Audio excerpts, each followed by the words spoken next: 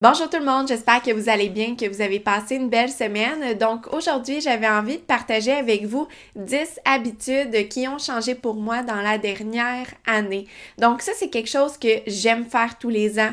Au mois de décembre ou début du mois de janvier, j'aime ça faire une petite rétrospective de ma dernière année, savoir qu'est-ce qui s'est bien passé, qu'est-ce qui s'est moins bien passé, qu'est-ce qui a changé, quelles actions que j'ai mis de l'avant peut-être pour me rapprocher un peu plus de mes objectifs et de mes buts. Et cette année, sur la chaîne YouTube, j'ai décidé comme de faire plusieurs petits récapitulatifs, des petits top 10, des choses comme ça, pour vous partager un peu mon cheminement de la dernière année, mais aussi j'espère que ça va vous inspirer dans votre propre parcours. Donc ici, les 10 habitudes que je vais partager avec vous, il y en a certaines que c'est pour le mieux et d'autres que c'est peut-être pour le pire, mais qu'est-ce que je veux mettre de l'avant dans le fond dans cette vidéo-là, c'est que on a tout un parcours différent, on a toutes des actions différentes, des choses qui arrivent dans notre vie qui font en sorte que ça va nous faire peut-être dévier de notre trajectoire idéale, mais dans le fond, je suis ici pour vous dire que c'est pas grave, ça fait partie de la vraie vie, c'est des choses qui arrivent et d'ailleurs, je vais vous en parler plus en détail lorsque je vais arriver à ce point.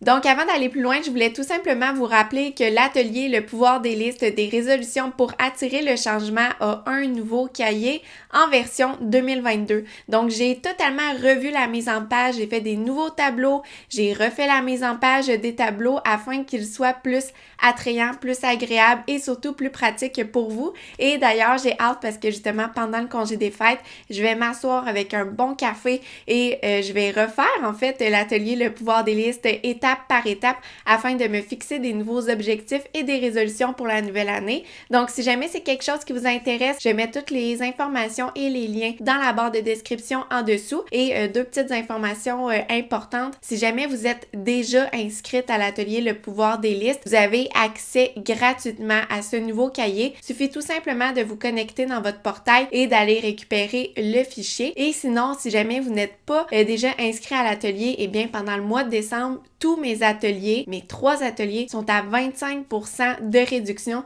Donc, ça vaut vraiment la peine d'aller vous inscrire si jamais vous aviez un œil sur l'un de ces 3 ateliers. Donc, la première habitude que j'ai changée en 2021, c'est que maintenant, je fais une activité sportive tous les jours ou presque. Donc, au début de l'année, je m'étais fixé comme objectif, justement avec l'atelier Le pouvoir des listes, de faire 4 entraînements physiques par semaine.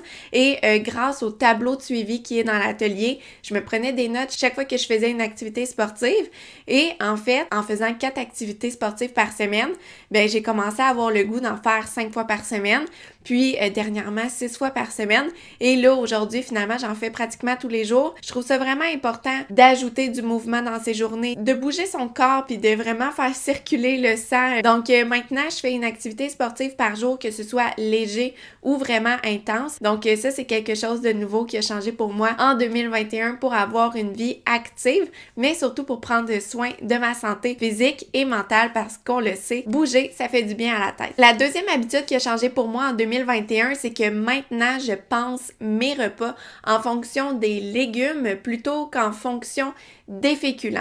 Donc ça fait partie de mes habitudes que j'ai adoptées en fait pour retourner vers une alimentation de style cétogène et faible en glucides. Donc je m'inspire de ce style d'alimentation-là, mais je ne me considère pas du tout comme cétogène ou faible en glucides, mais je trouve que de manger tout simplement moins de sucre ajouté, de manger plus faible en glucides, pour moi, en tout cas, je me suis rendu compte que ça avait énormément de bénéfices. Puis d'ailleurs, j'ai fait une vidéo entière sur le sujet si jamais ça vous intéresse. Mais en gros, je me sens tout simplement mieux. J'ai pas de grosses baisses d'énergie en plein après-midi. Maintenant, j'ai plus des fringales à toute heure du jour. J'ai pas envie tout le temps de manger du fast-food, des trucs gras, des trucs salés. Puis maintenant, je trouve que mon énergie s'est vraiment stabilisée. Ma mémoire est vraiment meilleure qu'avant. J'ai l'impression que mon cerveau, il est comme plus capable de réfléchir puis de penser et ainsi de suite. Et surtout, je me sens tout simplement mieux, ma digestion et ainsi de suite. En tout cas, il y a plein de bénéfices. Si jamais ça vous intéresse, je vais mettre encore une fois le lien dans la barre de description en dessous. Donc, un exemple, par exemple, maintenant, je vais faire de la courge spaghetti au lieu d'un spaghetti bolognaise régulier. Je vais faire une casserole de légumes avec un peu de pâte et gratiné au four. Donc, c'est plein d'exemples comme ça. Et ça fait en sorte que je mange beaucoup plus de légumes. Puis, surtout, je mange tout simplement moins de glucides. Donc, c'est quelque chose qui fonctionne super bien pour moi. La troisième habitude qui a changé en 2021, c'est que maintenant, je fais le compost à la maison moi-même. Donc, ça, c'est une activité que je trouve super intéressante. Dans le fond, avant, quand on était à Montréal, c'est à ce moment-là que j'ai commencé à faire du compost, mais c'était pris en charge par la ville. Mais là, maintenant, que ce soit vraiment moi qui fasse le compost de A à Z, tout le processus, je trouve ça vraiment, vraiment intéressant. Mais surtout, je suis contente parce que ça réduit considérablement les gaz à effet de serre liés à la décomposition des aliments, mais surtout, je vais avoir du beau compost, dans le fond, gratuit, que je vais pouvoir réutiliser pour mon jardin la prochaine année.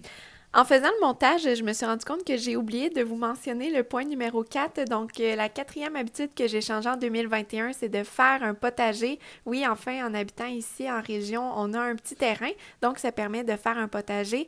Cet été, on a fait pousser des zucchinis, des tomates, des herbes fraîches, de l'ail et des poivrons également. Puis ça, c'est une super habitude. Puis en fait, de pouvoir faire pousser nos propres légumes, c'est quelque chose de vraiment exceptionnel. Puis en fait, c'est local, puis c'est bio si on le souhaite. Donc ça, c'est une habitude que j'ai ajoutée en fait dans la nouvelle année et qui me permet de développer mes connaissances pour le jardinage, mais surtout de manger des produits frais qui viennent directement du jardin. La cinquième habitude qui a changé pour moi cette année, c'est que cette année particulièrement, j'ai acheté principalement les meubles de seconde main et ça, dans le fond, ça s'explique parce que quand on était à Montréal, on a été là pendant 3 ans, puis pour arriver là, on avait désencombré énormément de choses qu'on avait, donc on n'a pas vraiment eu besoin d'acheter des choses de nouveau, puis même avec les appartements des années précédentes, mais là, cette année, étant donné que c'est un peu plus grand où ce qu'on habite, je voulais vraiment qu'on trouve majoritairement les meubles de seconde main afin de se meubler à plus faible coût, mais surtout pour faire des petites trouvailles puis trouver des trésors en fait sur les petites annonces pour meubler l'appartement. Donc on a vraiment, je peux dire que c'est mission accomplie parce que la majorité des meubles qu'on a achetés en déménageant ici ont été trouvés sur les sites de petites annonces. Donc il reste encore des petites choses à trouver par-ci par-là, mais vous le savez, le marché de seconde main, ça prend de la patience lorsqu'on veut quelque chose en particulier. Donc ça, c'est quelque chose qui a changé pour moi, dans le sens que j'ai tout simplement augmenté la fréquence d'achat seconde main pour notre nouvelle maison. La sixième habitude qui a changé pour moi cette année, et c'est là qu'arrive le petit côté peut-être un peu plus négatif. Donc, en fait, cette année, je suis retournée vers plusieurs produits d'hygiène personnelle conventionnels plutôt que leurs alternatives naturel. Donc ça, en fait, ça fait partie de mon parcours. Donc au début, dans le fond, il y a 7 ans, lorsque j'ai commencé un cheminement vers un mode de vie plus simple, plus naturel, plus minimaliste, j'ai vraiment fait la transition. J'ai vidé tous mes pots de produits conventionnels et je suis allée vers des alternatives naturelles.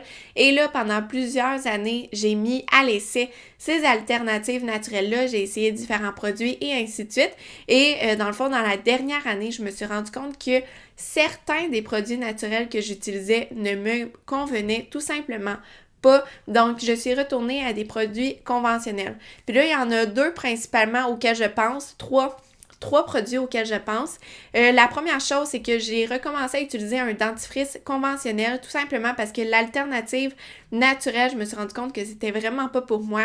Mes dents devenaient poreuses, j'ai l'impression qu'ils étaient jamais propres. Et en plus, l'année dernière, j'ai eu des problèmes de caries, quelque chose que je n'ai jamais eu dans ma vie. Donc ça a été pas mal un signal d'alerte pour moi que ça fonctionnait pas pour mes dents.